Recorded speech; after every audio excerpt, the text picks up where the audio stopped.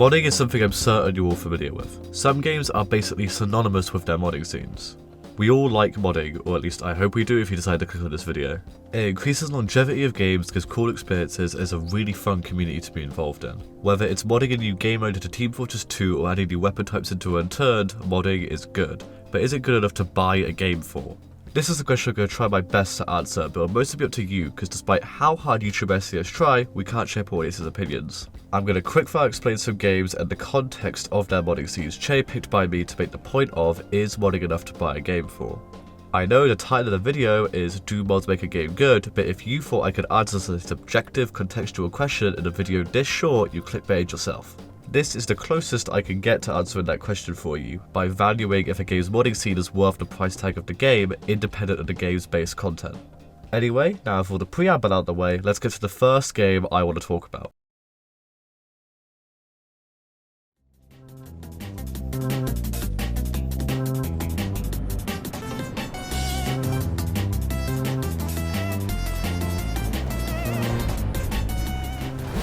I'm choosing From Software right off the bat because I'm sure if this video gets even slightly popular, I'll be getting death threats in the comment section for this, and I need the engagement, you know? Modding a From Software game, whether it's Dark Souls, Bloodborne, Sekiro, or the latest game, Elden Ring, isn't something that From Software supports. In fact, in the Dark Souls 3 days, it was notoriously on the fence about what could get you banned and what couldn't. Luckily, from others testing, none of the mods that I'm going to show in this video for Elden Ring will directly get you banned. If the game detects that you're cheating, you just get disabled from going online. No ban, you can still invade, co-op, and more without issue, as you turn off the mods and the fuckery before trying to do any of these things. Although I will state, if you use any of these mods and do get banned, do not come into my comment section to blame me. Do it at your own risk, it's From Software. You know what you're getting into. Now, I love Elden Ring, and I absolutely, definitely think it's worth your money. But because of its early modding scene, which doesn't really have a lot going on aside from a phenomenal cheat by the Hexington community and some niche mods like improved co-op or ultra hard mode, it's really not a game you should buy for its mods. Elden Ring is a game I would argue is made better by modding, by testing out the dumbest of builds with no consequence because I can mod back in whatever I've lost or just return to a save file I duplicated. I've put dozens more hours into a game I would have dropped rematching bosses I respawned or doing the dumbest of PvP builds. But it is not a game you should buy to mod it. Modding doesn't change Elden Ring in any fundamental way. You still fight the same, the story's still the same, modding is just a little bonus to add on. And From Software and several parts of the community are rather against it. So, now we have mods for a game not making a game inherently good. In fact, depending on the From Software title, it's quite a negative. But let's look towards a game you might know about for the opposite end of the spectrum.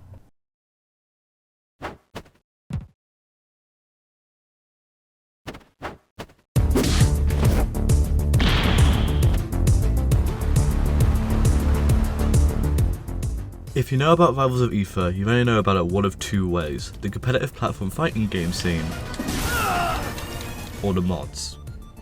The game has had a huge influx of players since the game got Steam Workshop support, and it's clear to see why. The original Rivals cast is incredibly well balanced with unique movesets, but aside from the mechanical complexity, the game's high skill ceiling makes it discouraging to anyone not interested in competitive play. So, how do you get a bunch of casual players into a competitive game? Well, you ignore the competitive part, throw a box of tools at your audience, give an example or two, and watch people flock over.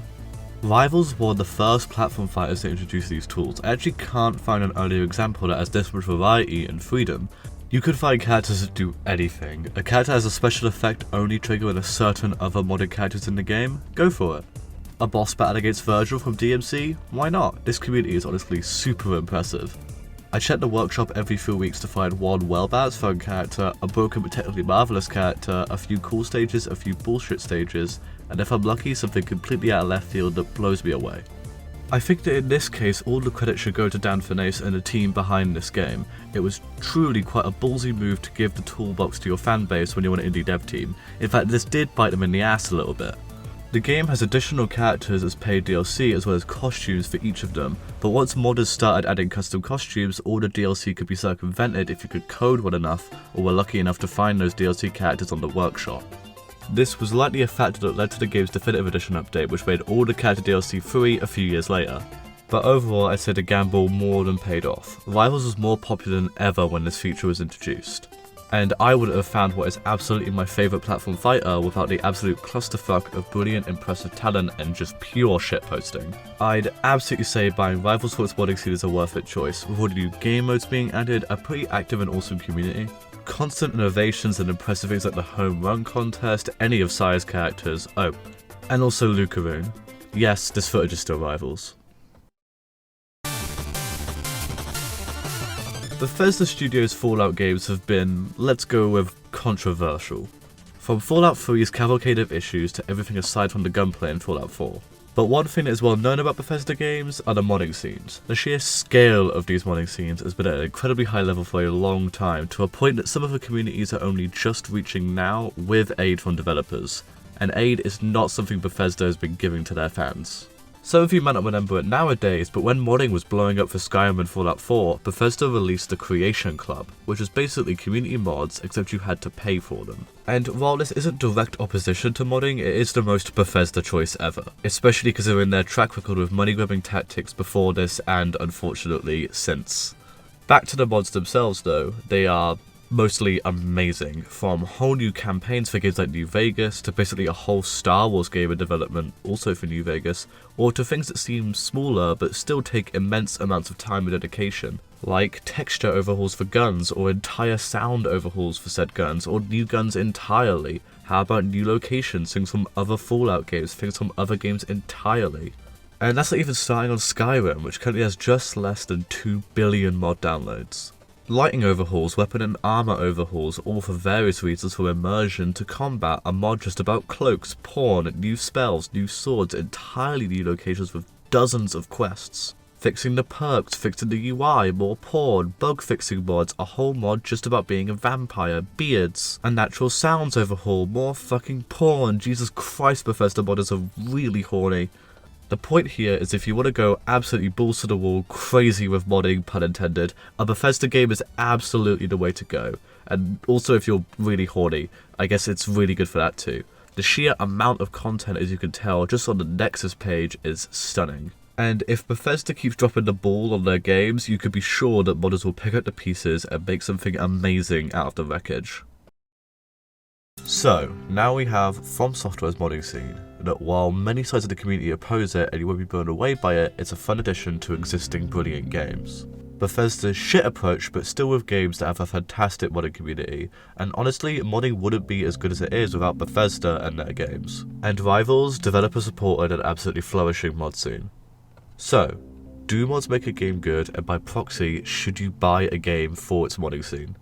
To both, I'd say yes. In cases like Rivals, entire communities only exist for the modding, and it's something that exists because Dan Fernandez decided it was a good choice, and he was extremely right in that choice. And I think when developers make choices like these, we should certainly support them.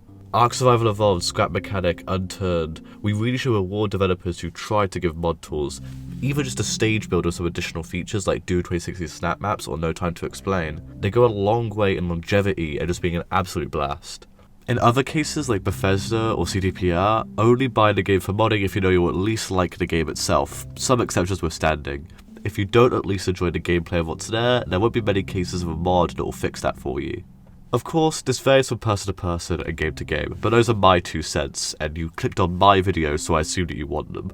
These developers don't actively stop modding, but they certainly don't support it, so I wouldn't say modding makes these games good on their own, or should be bought for their modding scenes if you know you won't already like the game itself. There's my 2 cents, argue in the comments, play all of these games that I mentioned, and shout out to some of my other favourite games with modding. Any Valve game ever, from Portal Stage Builder all the way to Team Fortress 2 stuff. Personal shout out to Drixfed who got me interested in Valve modding, and this video probably wouldn't exist in the same capacity without them. Keep an eye on what they're doing next, I'm sure it'll be amazing. Their Twitter will be somewhere in the description, and they might try to get a YouTube going, so that'll also be in the description when and if that gets going. I only mentioned it in passing, but the Ark Survival Evolved community is really fucking cool. My over 350 hours in Ark are exclusively because of its modding scene. I've never been a huge fan of the base game on its own, but the modding has turned it into arguably one of my favourite games ever, and certainly my most played game probably ever. I guess Minecraft, if you include all the fucking days my rotted out 8-year-old brain played it. But yeah, speaking of Minecraft, I didn't mention it in this video because everyone knows Minecraft is a very good modding community, and I thought I could make the same points also highlighting games that have less of a spotlight. There's also a fair few VR games that have really expensive modding scenes. I think Blade and Sorcery is one of those. But I don't have VR, and I would like to get personal experience before I give an opinion on it. I also didn't mention Stardew Valley and any Dragon Age game, because I don't own those, and I was going to mention Rockstar games, but I need the hard drive space, and they are quite chunky games, so I decided that their section would just be cut from the video, since I can make the same points without them. Other than that, cheers for watching. There'll be 2 more videos in the coming weeks before I take another break from content and hopefully come back with something huge. But if college keeps kicking my fucking ass, then probably not. But hey, cheers for watching all the same. Oh shit. Sorry, I just checked my Audacity. This is audio track number 69. Nice.